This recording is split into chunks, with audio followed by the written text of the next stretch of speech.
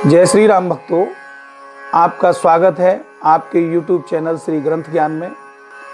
आज हम प्रारंभ कर रहे हैं भक्ति साहित्य की अमूल धरोहर विनय पत्रिका का अध्ययन। यह केवल ग्रंथ नहीं है, यह एक भक्त के हृदय की पुकार है। आज हम प्रवेश करेंगे भक्ति की उस दुनिया में जहां शब्द नहीं आंसू बोलते हैं, जहां तर्क नहीं समर्पण होता है, और उस दिव्य कृति का नाम है विनय पत्रिका, जिसकी रचना की महान संत गोस्वामी तुलसीदास जी ने। यह केवल कविता नहीं है, यह केवल साहित्य नहीं है, यह एक भक्त की अपने प्रभु के चरणों में समर्पित विनती है। इस ग्रंथ में तुलसीदास जी ने स्वयं को अत्यंत दीन और अपराधी मानते हुए प्रभु राम से क्षमा और कृपा की याचना की है। कभी आपने महसूस किया है कि आप बाहर से बहुत मजबूत दिखते हैं लेकिन अंदर से टूटे हुए हैं? विनय पत्रिका ऐसे ही मन के लिए है। यह हमें सिखाती है कमजोरी छुपाने की नहीं, प्रभु के सामने स्वीकार करने की है। इस सीरीज में हम विनय पत्रिका के प्रत्येक पद का सरल अर्थ समझेंगे, उसके आध्यात्मिक और मनोवैज्ञानिक संदेश को जानेंगे और सीखेंगे कि आज के जीवन में इन प्रार्थनाओं को कैसे जिया जाए। यह केवल अध्ययन नहीं होगा, यह आत्मा की यात्रा होगी। भक्ति रस का पूर्ण परिपाक जैसा विनय पत्रिका में देखा जाता है, वैसा अन्यत्र नहीं है। भक्ति में प्रेम के अतिरिक्त आलंबन के महत्व और अपने दैन्य का अनुभव परम आवश्यक अंग है। तुलसी के हृदय से इन दोनों अनुभवों के ऐसे निर्मल शब्द स्रोत निकले हैं जिनमें अवगाहन करने से मन की मैल कटती है और अत्यंत पवित्र प्रफुल्लता आती है। गोस्वामी जी के भक्ति क्षेत्र में शील, शक्ति और सौंदर्य तीनों की प्रतिष्ठा होने के कारण मनुष्य की संपूर्ण रागात्मिका प्रकृति के परिष्कार और प्रसार के लिए मैदान पड़ा हुआ है। जिस प्रकार लोक व्यवहार से अपने को अलग करके आत्म कल्याण की ओर अग्रसर होने वाले काम, क्रोध आदि शत्रुओं से दूर रहने का मार्ग पा सकते हैं, उसी प्रकार लोक व्यवहार में मग्न रहने वाले अपने भिन्न भिन्न कर्तव्यों के भीतर ही आनंद की वह ज्योति पा सकते हैं, जिससे इस जीवन में दिव्य जीवन का आभास मिलने लगता है। और मनुष्य के वे सब कर्म, वे सब वचन और वे सब भाव, क्या डूबते हुए को बचाना, क्या अत्याचारी पर शस्त्र चलाना, क्या स्तुति करना, क्या निंदा करना, क्या दया से आर्द्र होना, क्या क्रोध से तमतमाना, जिनसे लोक का कल्याण होता आया है, भगवान के लोक पालन करने वाले कर्म, वचन और भाव दिखाई पड़ते हैं। यह प्राचीन भक्ति मार्ग एक देशीय आधार पर स्थित नहीं, यह एकांगदर्शी नहीं, यह हमारे हृदय को ऐसा नहीं करना चाहता कि हम केवल व्रत उपवास करने वालों और उपदेश करने वालों ही पर श्रद्धा रखें, और जो लोग संसार में पदार्थों का उचित उपभोग करके अपनी विशाल भुजाओं से रण क्षेत्र में अत्याचारियों का दमन करते हैं, या अपनी अंतर्दृष्टि की साधना और शारीरिक अध्यवसाय के बल से मनुष्य जाति के ज्ञान की वृद्धि करते हैं, उनके प्रति उदासीन रहें। गोस्वामी जी की राम भक्ति वह पदार्थ है जिससे जीवन में शक्ति, सरसता, प्रफुल्लता, पवित्रता सब कुछ प्राप्त हो सकती है। आलम्बन की महत्व भावना से प्रेरित दैन्य के अतिरिक्त भक्ति के और जितने अंग हैं, भक्ति के कारण अंतःकरण की को और जो और शुभ वृत्तियां प्राप्त होती हैं, सबकी अभिव्यंजना विनय पत्रिका के भीतर हम पा सकते हैं। राम में सौंदर्य, शक्ति, शील तीनों की चरम अभिव्यक्ति एक साथ समन्वित होकर मनुष्य के संपूर्ण हृदय को उसके किसी एक ही अंश को नहीं आकर्षित कर लेती। कोरी साधुता का उपदेश पाखंड है, कोरी वीरता का उपदेश उद्दंडता है, कोरे ज्ञान का उपदेश आलस्य है, और कोरी चतुराई का उपदेश धूर्तता है। सूर और तुलसी को हमें उपदेशक के रूप में नहीं देखना चाहिए। ये उपदेशक नहीं है, अपनी भावुकता और प्रतिभा के बल से लोकादर्शन का मनोहर मूर्ति प्रतिष्ठित करने वाले हैं। हमारा प्राचीन भक्ति मार्ग उपदेशकों की सृष्टि करने वाला नहीं है। सदाचार और ब्रह्म ज्ञान के रूखे उपदेशों द्वारा इसके प्रचार की व्यवस्था नहीं है। न हमारे राम और कृष्ण उपदेशक हैं, न उनके भक्त तुलसी और सूर। लोक व्यवहार में मग्न होकर जो मंगल ज्योति इन अवतारों ने उनके भीतर जगाई, उसके माधुर्य का अनेक रूपों में साक्षात्कार करके मुग्ध होकर और मुग्ध करना ही इन भक्तों का प्रधान व्यवसाय है। उनका शस्त्र भी मानव हृदय है और लक्ष्य भी। उपदेशों को ग्रहण ऊपर से होता है। न वे हृदय के मर्म को भेद सकते हैं, न बुद्धि की कसौटी पर स्थिर भाव से जमे रह सकते हैं। हृदय तो उनकी ओर मुड़ता ही नहीं और बुद्धि उनको लेकर अनेक दार्शनिक वादों के बीच में जा उलझती है। उपदेश वाद या तर्क गोस्वामी जी के अनुसार वाक्य ज्ञान मात्र कराते हैं, जिससे जीव कल्याण का लक्ष्य पूरा नहीं होता। वाक्य ज्ञान अत्यंत निपुण, भव पार न पावे कोई, निस्ग्रह मध्य दीप की बातन तम निवृत नहीं हुई। यानी वाक्य ज्ञान और बात, अनुभूति और बात, इसी से प्राचीन परंपरा के भक्त लोग उपदेश वाद या तर्क की अपेक्षा चरित्र श्रवण और चरित्र कीर्तन आदि का ही अधिक नाम लिया करते हैं। प्राचीन भागवत में संप्रदाय के बीच भगवान के उस लोक रंजनकारी रूप की प्रतिष्ठा हुई, जिसके अवलंबन से मानव हृदय अपने संपूर्ण भाव संघात के साथ कल्याण मार्ग की ओर आप आकर्षित हो सकते हैं। इसी लोक रंजनकारी रूप का प्रत्यक्षीकरण प्राचीन परंपरा के भक्तों का लक्ष्य है। उपदेश देना नहीं, उसी मनोहर रूप की अनुभूति से गदगद और पुलकित होना, उसी रूप को एक एक छटा को और के सामने रखकर उन्हें मानव जीवन के सौंदर्य साधन में प्रवृत्त करना भक्तों का काम है। गोस्वामी जी ने अत्यंत सौंदर्य का साक्षात्कार करके अपने भीतर ही अनंत शक्ति और अनंत शील की एक झलक दिखाई, जिससे लोक का प्रमोदपूर्ण परिचालन होता है। सौंदर्य, शक्ति और शील तीनों में मनुष्य मात्र के लिए आकर्षण विद्यमान है। रूप लावण्य के बीच प्रतिष्ठित होने से शक्ति और शील को और शरीर अधिक सौंदर्य प्राप्त हो जाता है। उनमें एक अपूर्व मनोहरता आ जाती है, जिससे शक्ति सौंदर्य की एक झलक मिल गई, उसके हृदय में सच्चे वीर होने की अभिलाषा जीवन भर के लिए जग गया। जिसने शील सौंदर्य की यह झांकी पाई, उसके आचरण पर उसके मधुर प्रतिबिंब की छाप बैठी। प्राचीन भक्ति की इस तत्व की ओर ध्यान न देकर जो लोग लोकादर्शन स्थापन सूर और तुलसी और कबीर, दादू आदि की श्रेणी में रखकर देखते हैं, वे बड़ी भारी भूल करते हैं। अनंत शक्ति, सौंदर्य समन्वित अनंत शील की प्रतिष्ठा करके गोस्वामी जी को पूर्ण आशा होती है कि उसका आभास पाकर ही पूरी मनुष्यता को पहुंचा हुआ हृदय होगा, ये अवश्य द्रवीभूत होगा। सुन सीतापतशील सुभाऊ, मोदन मन तन पुलक नयन जल, सो नर खेहर खाऊ। इसी हृदय पद्धति द्वारा ही मनुष्य ने शील और सदाचार की स्थायी संस्कार जम सकता है। दूसरी कोई पद्धति नहीं है। चरम महत्व के इस भव्य मनुष्य ग्राह रूप में सम्मुख भाव बेहल भक्त हृदय के बीच जो जो भाव तरंगें उठती हैं, उन्हीं की माला यह विनय पत्रिका है।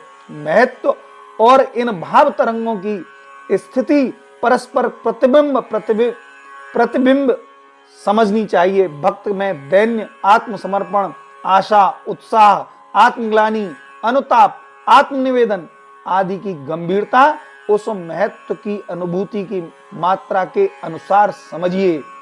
महत्व का जितना ही सानिध्य प्राप्त होता जाएगा, उसका जितना ही स्पष्ट साक्षात्कार होता जाएगा, उतना ही अधिक स्फुट इन भावों का विकास होता जाएगा और इस पर भी महत्व की आवाज चढ़ती जाएगी। मानो ये भाव महत्व की ओर बढ़ते जाते हैं और महत्व इन भावों की ओर बढ़ता आता है। इस प्रकार लघुत्व का महत्व में लय हो जाता है।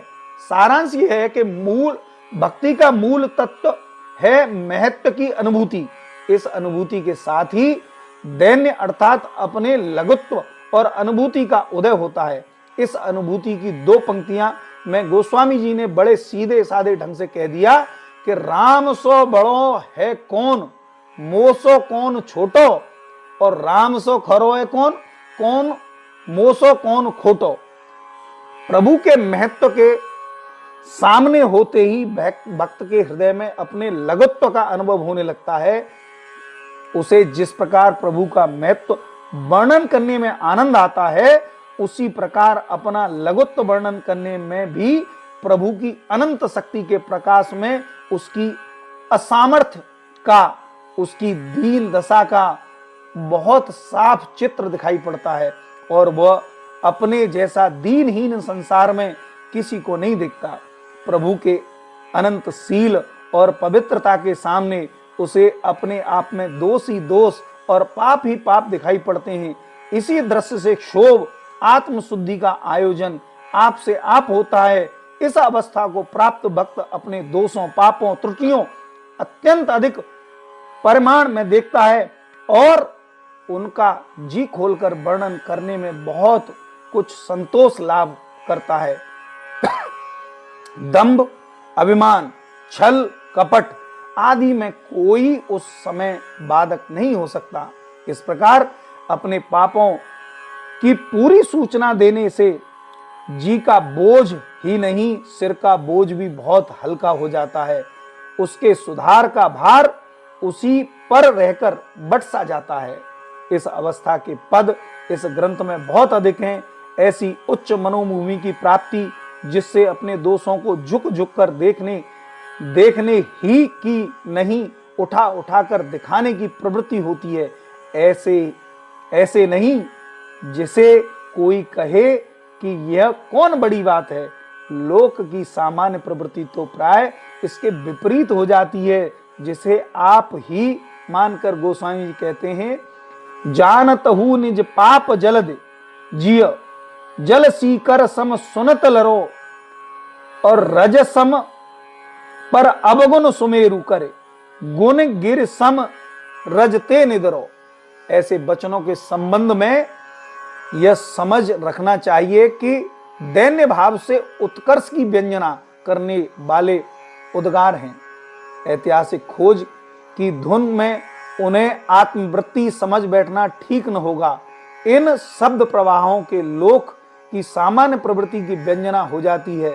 इससे इनके द्वारा प्रत्येक मनुष्य अपने दोषों और बुराइयों की ओर दृष्टि ले जाने का साहस प्राप्त कर सकता है। दैन्य भक्तों का बड़ा भारी बल है। परम महत्व के सानिध्य से इस हृदय में उस महत्व में लीन होने के लिए जो अनेक प्रकार के आंदोलन उत्पन्न होते हैं, वे ही भक्तों के भाव हैं। कभी भक्त अनंत रूप राशि के अनुभव में प्रेम पुलकित हो जाता है, कभी अनंत शक्ति की झलक पाकर आश्चर्य और उत्साह से पूर्ण होता है, कभी अनंत शील की भावना से अपने कर्मों पर पछताता है, और कभी प्रभु के दया दाक्षिण्य को देखकर मन में इस प्रकार ढांढसा बांधता है, कहा भयो जो मन मिली, कहा भयो जो मन मिले, कल काल कियो बहुत बा भोर को हो, तुलसीदास शीतल नित एहि बल, बड़े ठेकाने ठोर को हो।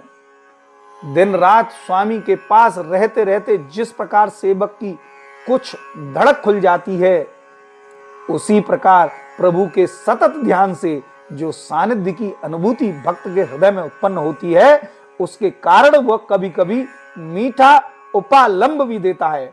भक्ति में लेन देन की भावना नहीं रह जाती, भक्ति के बदले में उत्तम गति मिलती है। इस भावना को लेकर भक्ति हो ही नहीं सकती।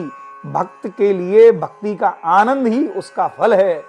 वह शक्ति, सौंदर्य और शील के अनंत समुद्र के तट पर खड़ा होकर लहरें लेने में भी जीवन का परम फल मानता है।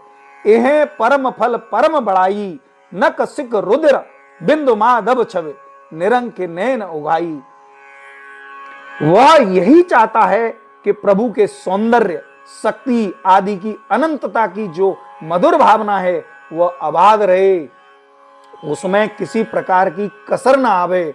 अपने ऐसे पापी की सुगाती को वह प्रभु की शक्ति का एक चमत्कार समझता है, अतः उसे यदि सुगाती न प्राप्त हुई तो उसे इसका पछतावा न होगा।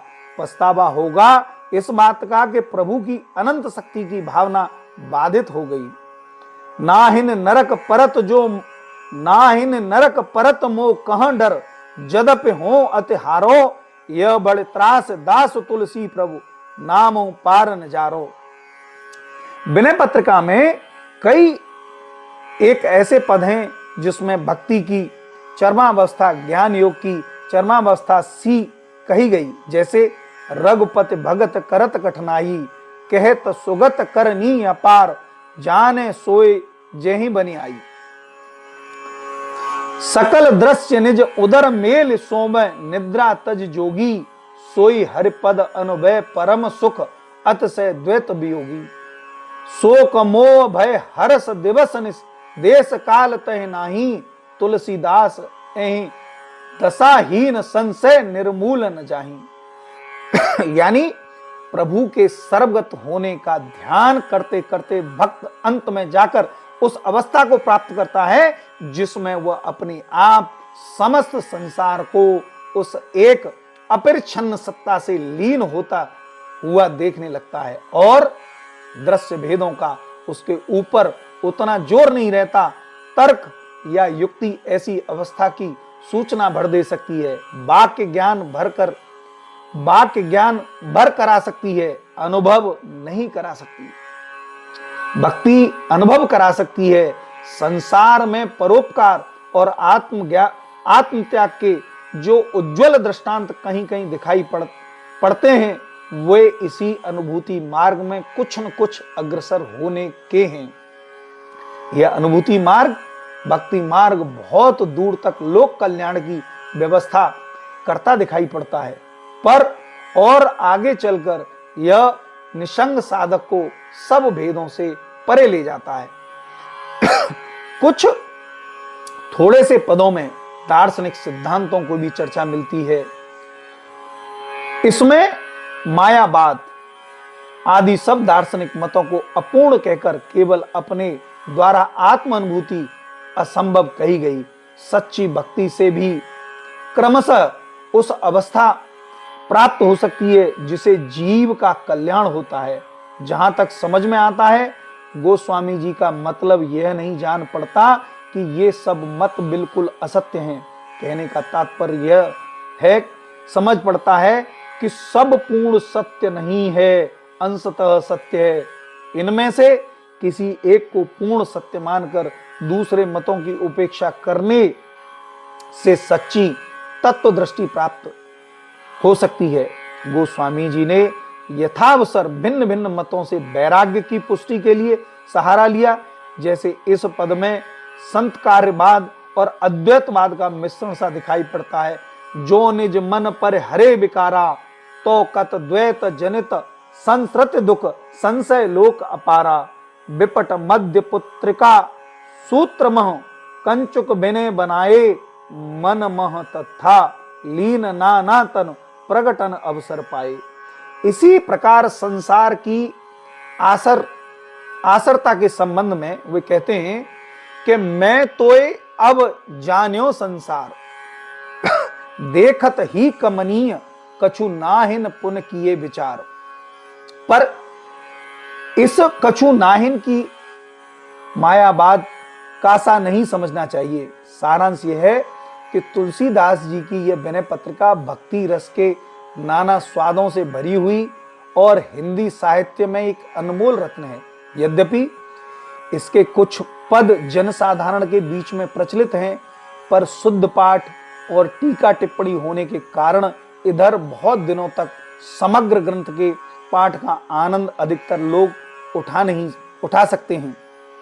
श्री वैद्यनाथ कुर्मी आदि जी के पुराने ढंग की टीकाएं थीं, पर वे सबके काम की नहीं थी।